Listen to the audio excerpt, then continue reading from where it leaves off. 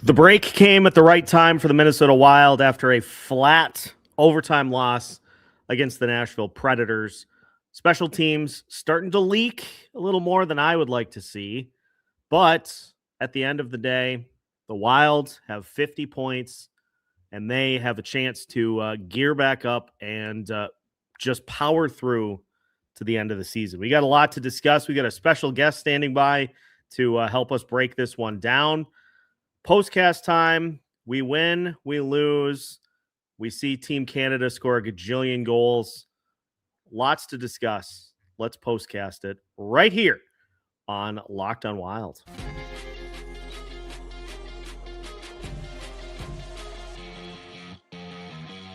You are Locked on Wild Postcast, part of Locked on Minnesota on the Locked on Podcast Network. Your team every day. The Minnesota Wild fall tonight 3-2 in overtime. And for the Wild now, they finish the pre-Christmas part of the schedule with a 22-10-6 record. Lots to discuss here tonight. We have a special guest, as you can see, to help us break things down. The one and only Denny Barlow is here. And we're having Denny on because obviously we were going to try to get the live show on last night.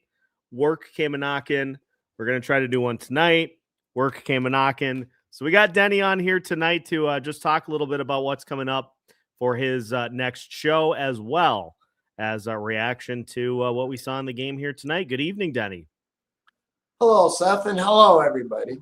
I want to start by saying, number one, my guess is going to be Scott Bukestad. And he had a magical year in 85, and he's going to reminisce about his year. And that is so cool. He is one of 13 people in NHL history to shoot 19% for the year. Yeah, and we're having him on. That magic year for the Stars. Going over the game, this is a few things that I noticed. Tarasenko is out there hitting now. He's engaged. And I have to give credit for Hines because Tarasenko doesn't go out there and hit people like he's doing now. He's never done it in the past, and it's nice to see him doing that. Other than that, the big deal about the Hartman trade, are you kidding me? Not a chance in hell. Hartman only gets better when the playoffs come, and you need, Hartman and Foligno are the bread and butter of this team. They're the heart and soul. And I hope they don't trade him. I really don't. What else I got here? Faber is really growing. Hughes has done just wonders for him. In fact, since Hughes in 5 games, we're a plus 18. Something for you guys to talk about when I'm out of here. But when's the last time you saw that?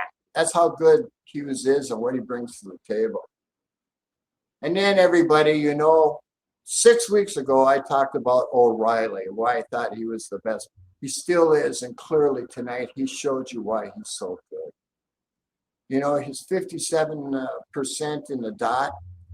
Just think about what that would do for us. I mean, huge addition.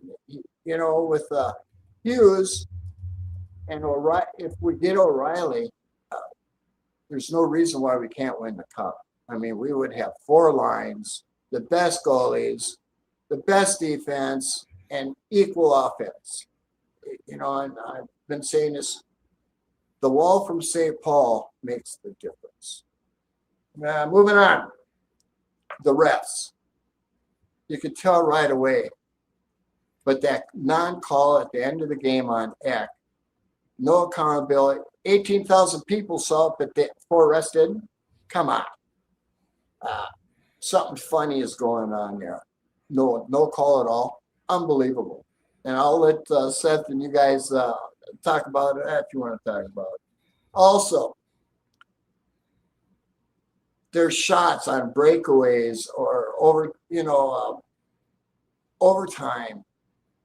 The team needs to practice. Everybody needs to get their shot and just work it so that when they go down, they know they got a winner.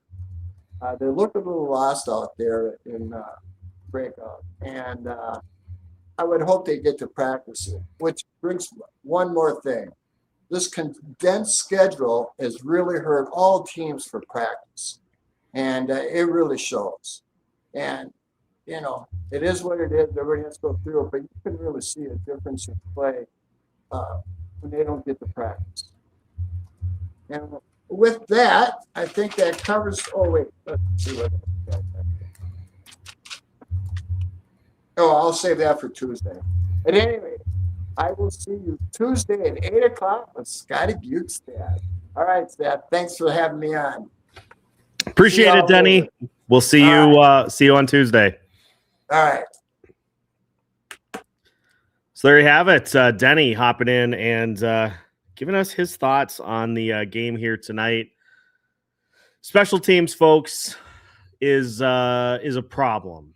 And for the power play and the penalty kill, just feels like there's too much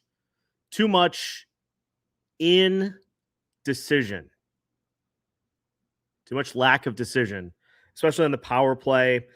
You got guys passing up shots. This is a long-standing issue for this Minnesota Wild team, is that when the power play is not working, you're just kind of hanging out, just kind of sitting there, just kind of doing your thing.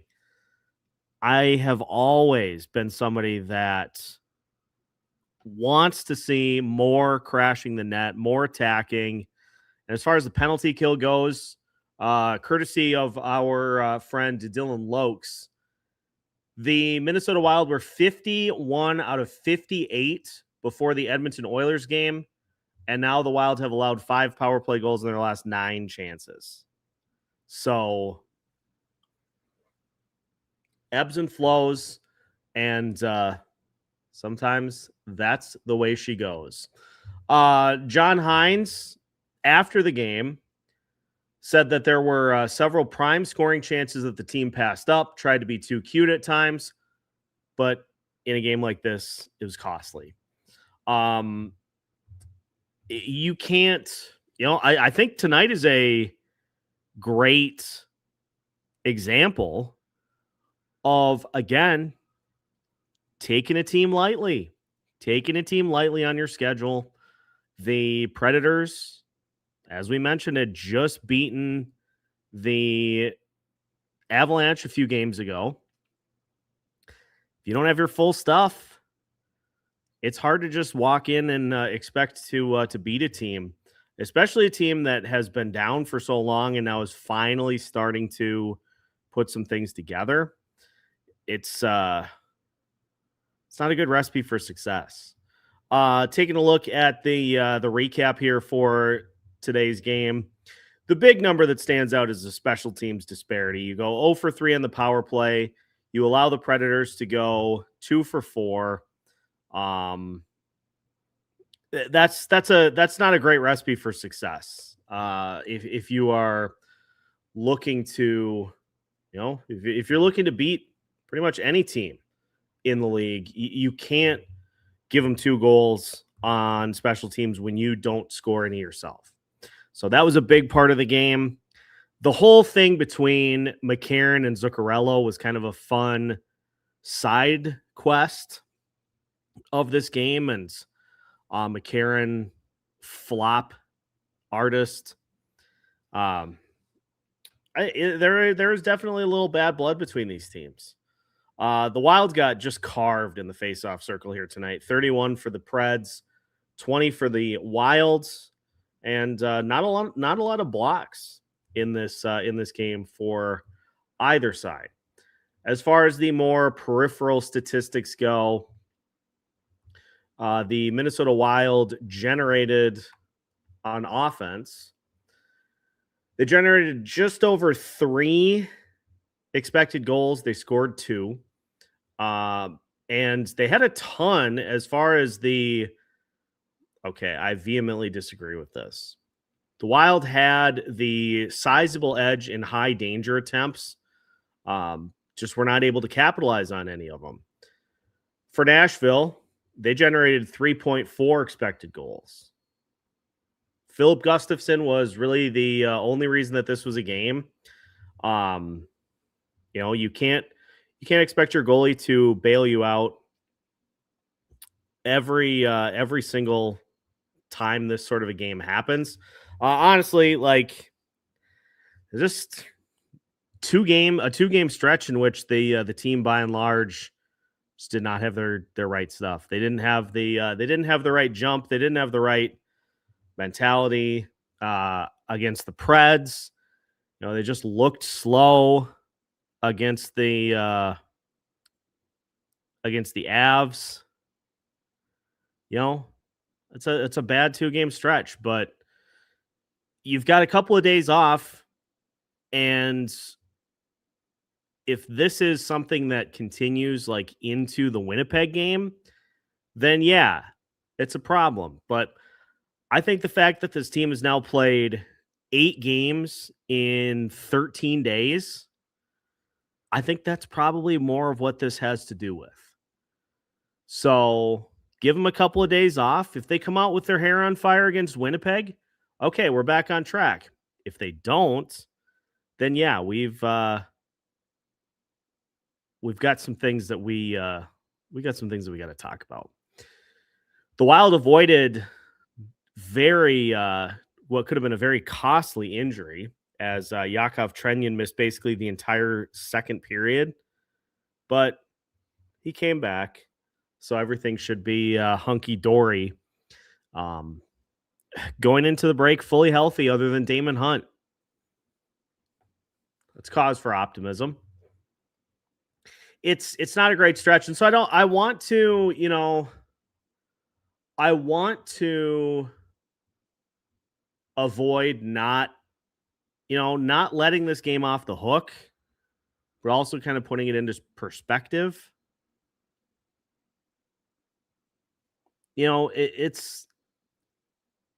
I am far more I'm far more annoyed by what happened tonight than I am about what happened against the Avs.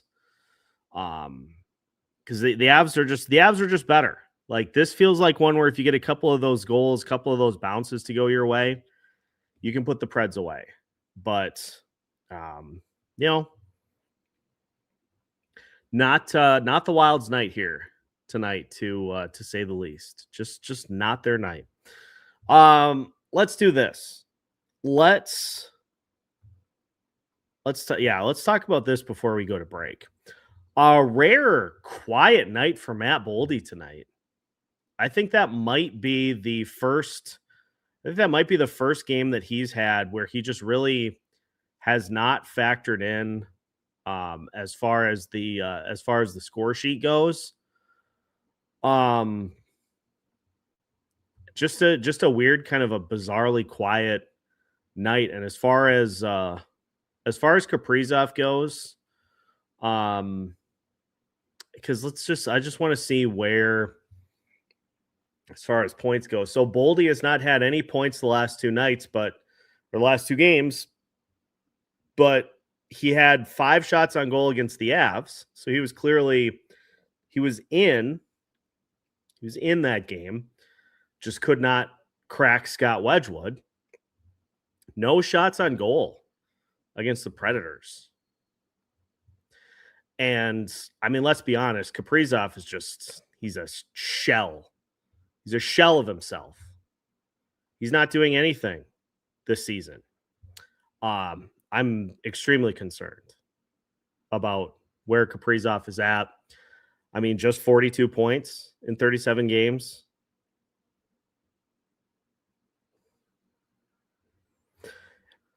A little bit of a quiet stretch for Kirill, but I'm not going to get too worried. We're in what, game 38 of the season? And Kirill he's at just under a point per game. So yeah, he's not tearing it up in 5-on-5 like he previously has, or he's not the power play merchant that he previously has been. But I think part of that, I think part of that is the fact that there's just a better team around him this year than previous years. He hasn't had to do all the scoring this year like he has in previous seasons. So down numbers, sure. But I think it's just a better team around him. I think that's taken some of the points off the board. So let's do this. Let's get a break in. Lots to get to. I don't have that stat, Big Bear. I don't know what the empty net goals to number of goals is. If you guys want to be concerned about the death spiral of Kirill Kaprizov's career, be my guest. Let's get a break in. More postcast coming right up. Minnesota Wild fall tonight by a score of 3-2 in overtime. Not their best. We'll take a look at Ryan O'Reilly's night tonight. He had a dandy night. He'd look great in a Minnesota Wild uniform. We'll talk about that as we continue tonight's Locked On Wild postcast right after this. Tonight's postcast is brought to you by FanDuel. NFL Sundays move fast. One big play and suddenly everything feels different. That's what makes live betting with FanDuel so exciting. You're not just watching the game, you are reacting to it in real time. With FanDuel, you can place bets as the action unfolds. Every drive, every momentum swing, every highlight moment. My pick for the game against the Nashville Predators was Vladimir Tarasenko. That went well. For the anytime goal scorer. Not a great pick. So we'll have to try to get back on track after the holiday break. Minnesota Wild taking on the Winnipeg Jets. So probably should go with Logan Stanley. No, he doesn't score goals. Jonathan Taves? No, he doesn't score goals. We'll have to figure somebody out. But if you want to be right in the middle of the action this season, visit FanDuel.com and place your NFL live bets all season long. FanDuel, the game moves fast, and so can you. Tonight's postcast is also brought to you by Monarch. The holidays are amazing, but they can also get overwhelming fast. Travel, gifts, parties, year-end expenses. It is really easy to lose track of your money this time of year. That's exactly why Monarch has become such a game changer for me. If you want to keep your finances under control this holiday season, you need to be using Monarch. Rated Wall Street Journal's best budgeting app of 2025, Monarch is the all-in-one personal finance tool that brings your entire financial life together in one clean, simple dashboard. The holiday spending app's the only way that I got through the holidays without just completely destroying my budget. It allowed me to keep track of what I was getting for gifts and what I was spending on each person. So check out Monarch today and don't let financial opportunities slip through the cracks. Use code LOCKEDONNHL at monarch.com in your browser for half off your first year. That's 50% off your first year at monarch.com with code LOCKEDONNHL.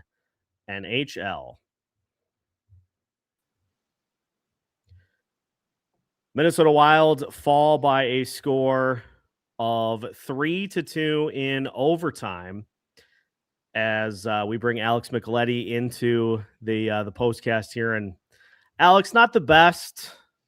Let's talk about this because there's a lot of reaction in the comments here tonight.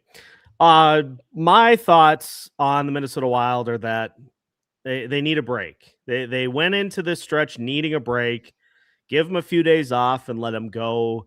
Give the Jets all they can handle coming up on Saturday. Is that a fair assessment, or am I just completely glossing over what just happened against the Nashville Predators? 100%. And they wanted to make up for the last time they played the Wild in overtime, right? With the craziness of the was it a goal? Was it not a goal from Marcus Johansson? And of course, Stamkos gets the game winner. And Nashville was really desperate, right? They are trying to get out of the cellar of the West, and so yeah, it looked like a team that was tired. No excuses though. No one's gonna feel sorry for the Wild, right? So they just got to get fully rested up, and now the stretch run really begins here soon, and yeah, it's gonna be a tight race. It would have been nice to get the 2 points because Dallas finally lost, right? I was watching that game too, and Detroit beat him in overtime. Hopefully, Detroit makes the playoffs. That would be a fun building to see back in the playoffs. The Red Wings, the league's better when they are better, so we'll see. But yeah, it was a weird overtime, right? Yeah, just kind of a clunker, and yeah. Team Canada just ripped the face clean off of Team Denmark 13-2. So it could have been worse. But yeah, the special teams, I mean, penalty kills getting leaky again. Yeah. Power plays getting stagnant. Those special teams units are so up and down. Quinn was talking about the power play before the game. And he was saying, yeah, they wish they could be like, Colorado and on the power play. And, but he mentioned, he's like, McKinnon and Makar have been, they've had that chemistry for 7 years. So it's going to take a little bit for them to get fully going, and, maybe some more practice time with Quinn and those guys. They can start to snap it around. Like he says, McKinnon and Makar have been doing. Yeah, and it was just a weird game. Your Roman Josi has had a really slow year, and of course he scores against the Wild. He's just a wild killer. Yeah. Just every game, just mark him down for at least an assist. Exactly. At least one. Mm-hmm. We got to not overlook the fact too. It is Festivus. Yes. The Minnesota Wild are 2-19-3 on Festivus. Think about that. 2-19-3. And we are airing our grievances. So we are celebrating Festivus accordingly. How about Ryan O'Reilly though? Yeah, he's really motivated right now. If they do decide to trade him, he's playing really well right now, and people think 34 is like you're off the cliff. I was like, I'm the same age as Ryan O'Reilly. Yeah, you're right around there as his age as well. And it's like he's still got some in the tank, and this guy's won a Stanley Cup and he knows how to win, so he's going to be highly demanded for sure. Respectfully, I am 3 years in the ground then if Ryan O'Reilly is if he is at the end of his lifespan, I'm 3 years in the ground. That's just awful. Exactly. I'm going to say something that has potential to be really dumb. Could it also be the fact that the Wild are fully healthy for the first time all season? Yeah, with Bogo back, everybody's kind of slotted in their spots now, and just got to get the chemistry going again. There was way too many. Again, this has happened so much in the past.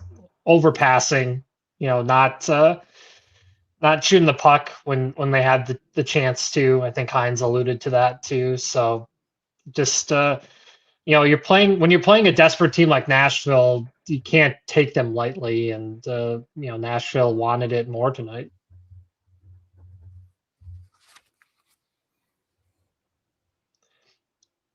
People are talking. Probably a dumb question, but it felt like asking it. Yeah. And people in the comments talking about Ryan O'Reilly, we'd have to give up a first-round pick. Oh man, they've already given up their pass, to I don't know. You want Charlie Stramel? Well, what you probably are going to have to do is you're going to have to You're gonna have to give him a defensive prospect. You're gonna have to give him a good defensive prospect. Yeah. And a draft pick or 2 defensive prospects, or Lambos and Strammel, Lambos and Height. There are ways to do it that hopefully don't involve having to move Ryan Hartman. Yeah, we keep seeing those rumors with Hartman, Philly, that for whatever reason, Philly keeps getting brought up with the Wild. We'll see. A Hartman for Bobby Brink trade really doesn't make sense for Philly, but I would gladly take it. I mean, Bobby's got, extreme talent, obviously the one of us angle, Minnetonka boy. I wouldn't mind it. Hartman is playing a lot better though. So yeah, but again, it could be like the Ryan O'Reilly situation too, where trade while the iron's hot. What do we make of Marcus Foligno too?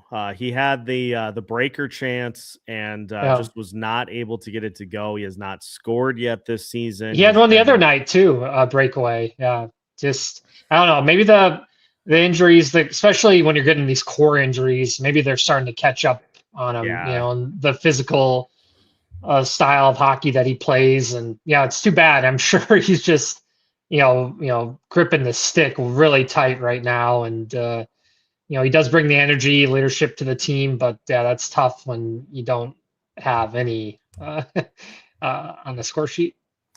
Is Moff going to go play for the Oilers?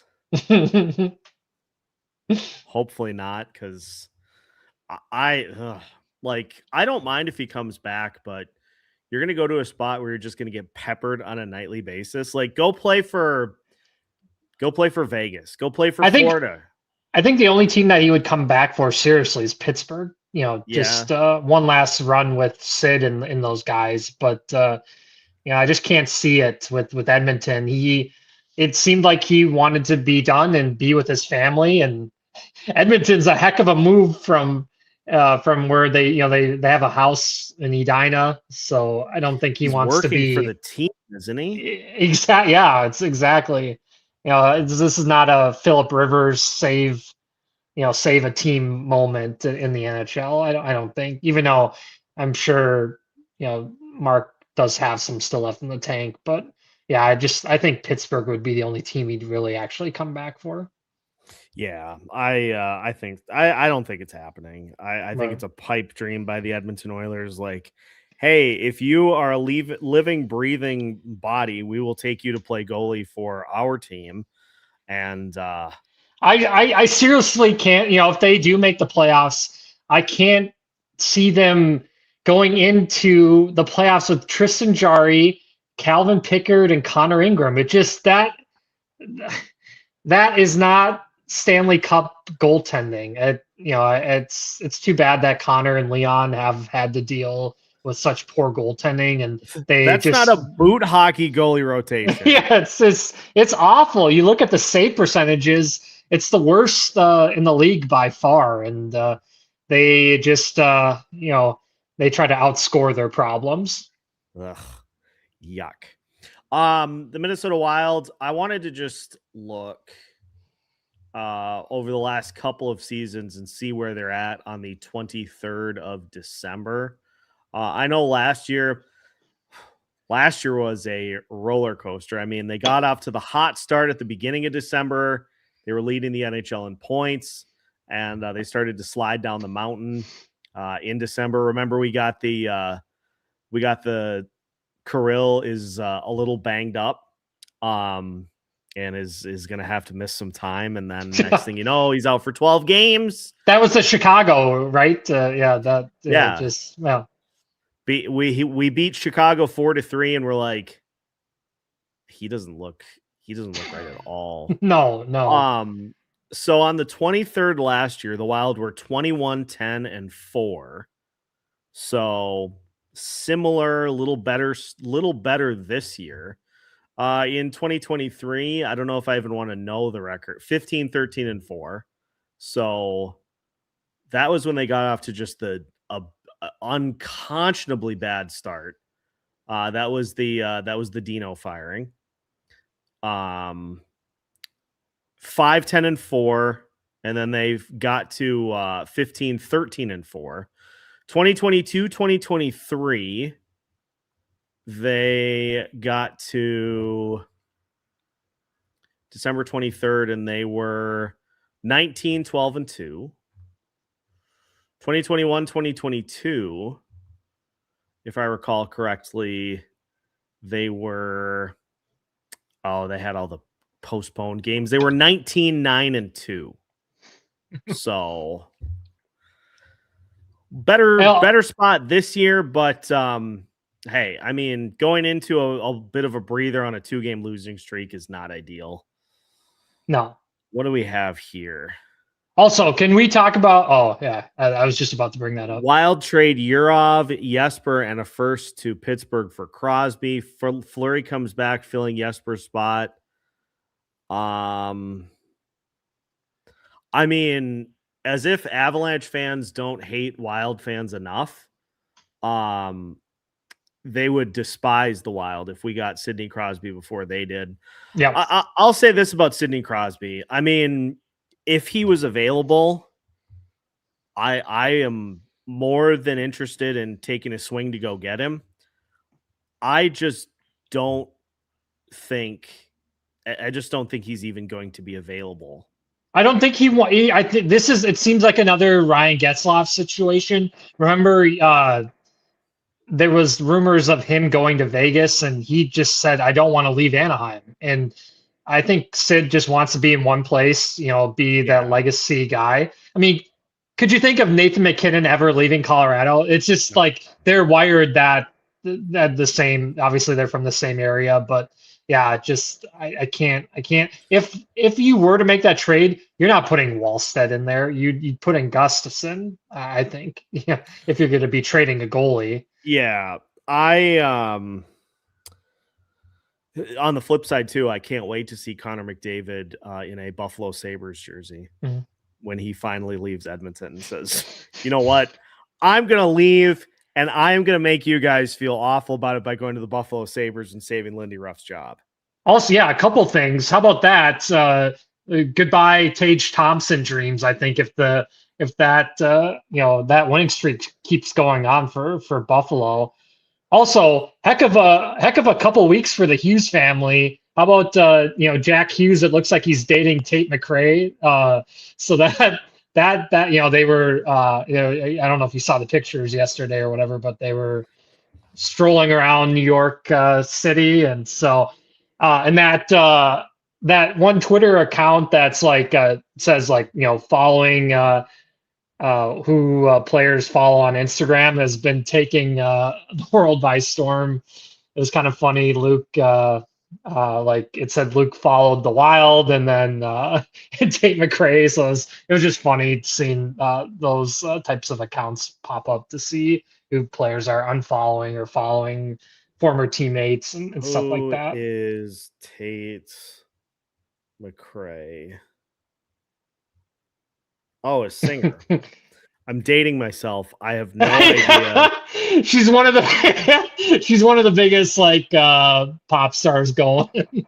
Wait, did she sing songs like Greedy and You Broke Me First? No idea. Her albums, I Used to Think I Could Fly, me too. And Think Later, do that a lot. She didn't sing Pink Pony Club, did she? That's Chaperone. Frank the Tank's mortal enemy. How could I get the two of them mixed up? Yes, they look very similar. Yeah. I don't even. We're introducing Seth to a whole new world. I don't even know what to say after that. I do. Yeah. R.I.P. to the Tage Thompson. To my Tage Thompson agenda that has absolutely Alex Tuck too. Yep, that dream's probably gone as well. I kind of want to talk about this for a tick. Anybody? I love how this is phrased too. Anybody worth picking the bones of the Kraken?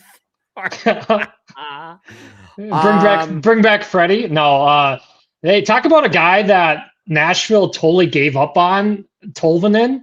I don't know why they Yeah. placed him on waivers, and he's been playing pretty well for the Kraken. Jordan Eberle, he's a solid veteran, but not a whole lot there. Obviously, not their goalies. Yikes. And obviously not Vince Dunn after his his takedown of Matt Zuccarello. By the way, what is with Zuki? He has a list now of people, I guess, that he just spot. I didn't realize he had the most random people too. Michael McCarron, that guy's just a absolute clown for how big he is, trying to take on a hobbit in Matt Zuccarello. I didn't realize the butler from the Addams Family was a hockey player. Yeah, exactly. Yeah. Yeah. Just got him. Yeah, but yeah, Zuccarello trying to, throw his body in there. It's fight funny to everybody. See. Exactly. I like it though. I like the fire. Yeah. I like the fire. I like the intensity. And it would just give us something to watch. I'm gonna be honest. I did not expect to see 15 goals tonight between Team Canada and Team Denmark. I mean, you want to talk about loaded roster. Gavin McKenna had, I think, 5 points. Zane, and he's had a tough go of it in college hockey, but he's adjusting to playing against men. He didn't see that in juniors, so I'm sure he wants to show that yes, I am the top dog, number 1 pick in the 2026 draft as well. The defensive pairing of Zane Park and Tij Iginla had about 12 points. Park is going to be really good with Calgary once they give him the full reins. I'm sure. Yeah. When they trade Rasmus Anderson, they'll call him up and let him be the power play guy. But that kid's going to be really good. Am I reading this correctly that Seattle has one player that has scored double-digit goals? Yeah, it's been a nightmare.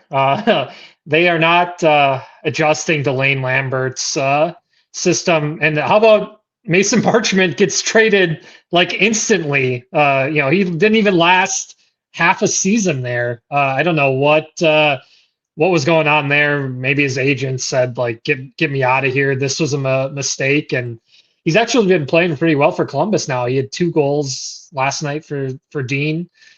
So he clearly liked being out of Seattle. Yeah, I don't know.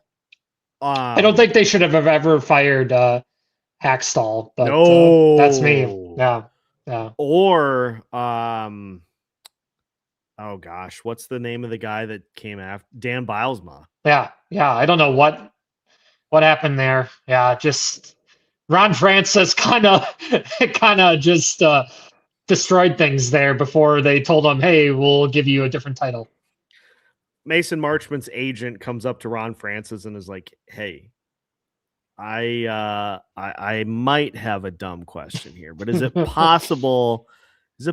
We could go somewhere else?" And then he's like, Someone brought up a good point too. He'd rather be paying state income tax than stay in Seattle. Just get me out of there. Remember when people were like, "Oh, Matty Beniers is far and away the better center compared to Marco Rossi," and I was one of the first people who was like, "No." Yeah, he got overdrafted. I don't know. A lot of the guys in that draft class, they've had really quiet starts to their career. I mean, Kent Johnson hasn't done much with Columbus either. I don't know why it's taking some of those guys so long to fully get ready. Who knows? Yeah. I mean, that whole Seattle roster, like, just I like, do you really want to pay 7.5 for Chandler Stevenson? No, he doesn't shoot the puck enough. And that was a mess there. He kind of just was a part of the Vegas crew that inflated his numbers for sure. Brandon Montour, I don't know what his agents were thinking. Obviously, he got a gigantic contract to go to Seattle, but it just doesn't seem like the right fit there for him either. I'm sure he wishes he could have done what Aaron Ekblad did and take less money to keep winning rings. That should be the goal for just about every person that plays in any level of hockey. So we'll finish with this, because we had a question about when the trade deadline is. Best Christmas movie is Christmas Vacation. Period. Point blank. End of sentence. It's a tie for me, that and Elf. Will Ferrell, so good. Anytime somebody asks me a potentially dumb question, I just do the Cousin Eddie, and I'm like, no. He's probably just nosing through the trash. Trade deadline is in March. It's March 6th. Sean is right. March 6th, Sean's got it. Is Die Hard a Christmas movie? Yes, it is. R.I.P. Alan Rickman, Snape. What a good actor. Denny nominates Slapshot for best Christmas movie. We've got Scrooged. Couple of votes for Scrooged. Yeah. That team is Matty Beniers and a bunch of Jags. Oh man, yeah. Phil Grubauer and Jory Decord, and Matt Murray when he had to play. Oh, hideous. Matt kick the net off its moorings, Murray. Yes. Not to be confused with Matt. I've never met a net I don't like, Murray. Exactly. So I think this is what's going to happen for the trade deadline, because obviously we've got the Olympic break at this point. If you've seen any of those pictures from Milan,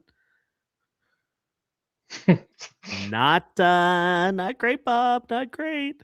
I think what we're going to see is a heavy amount of trading that happens before the Olympic break.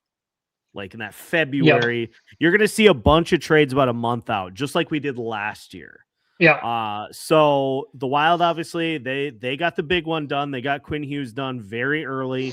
So you get him for like 1 3/4 seasons, pending the extension. And now you give yourself, so there are a couple of different layers to the second trade. You give yourself an opportunity to see how the market plays out. You give yourself an opportunity to see if a team falls out that you aren't expecting to be in the mix. Because you've got the full month of January, and you got until the Olympic break starts, probably the first week in February. So that's kind of what I think is how this is going to play out. I mean, yeah, look at the West. Like teams that it looked like they were in tank mode are now starting to win again, like Nashville. Like all of a sudden they, maybe they, Brunette heard the heat and is like, we got to get this turn around ASAP or else I'm out of here. Or, otherwise Barry Trotz is going to come walking down the tunnel and is going to say, I got this now. Yeah. I mean, look at Buffalo, like we just talked about too. They're on a heater of all heaters. So they're like, Josh Allen is getting too much shine in Buffalo. We need the hockey team to play just as well as the Bills. Should we see what Bleacher Report says the Wild should do at the trade deadline? If I have to go through slides. That's the worst. Yeah, the worst part is the dang slides. They say a depth mover 2. The Minnesota Wild made what likely will be the biggest trade this season on December 12th, acquiring Quinn Hughes. That move signaled their intention to finally bring the Stanley Cup back to the hockey state. Please bring up Matt's comment. You're gonna laugh too.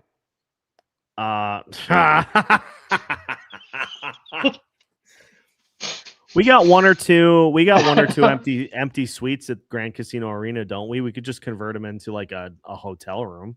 Yes. Just blast. Open one up, Craig. Open one up. Just blast Pink Pony Club until. No, that's not the same person. Minnesota Wild general manager Bill Guerin could stand pat if he wanted to. That's stupid. But he has $6.2 million in projected trade deadline cap space. Every single article I read is a different number. That leaves enough to bring in an affordable depth rental piece. Why would they just stand pat when they know Dallas is going to do something? They know Colorado is definitely going to do something. Yeah, sounds good. Yeah. Our two biggest rivals. We'll just stand pat. We won't get in the arms race at all. And then they say for Nashville, trade Steven Stamkos, Jonathan Marchessault, and Ryan O'Reilly. Yeah. Okay. You know what the Wild should maybe do? Trade for Craig Berube as an assistant coach. We've talked about this in the past, but he kind of looks like one of the in Harry Potter, the Gringotts bank.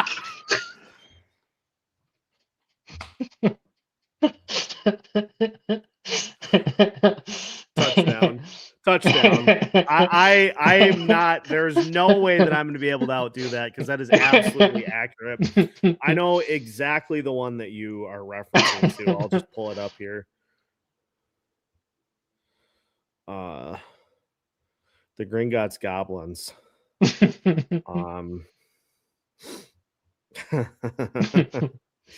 Yeah, here's Craig Berube on the bench.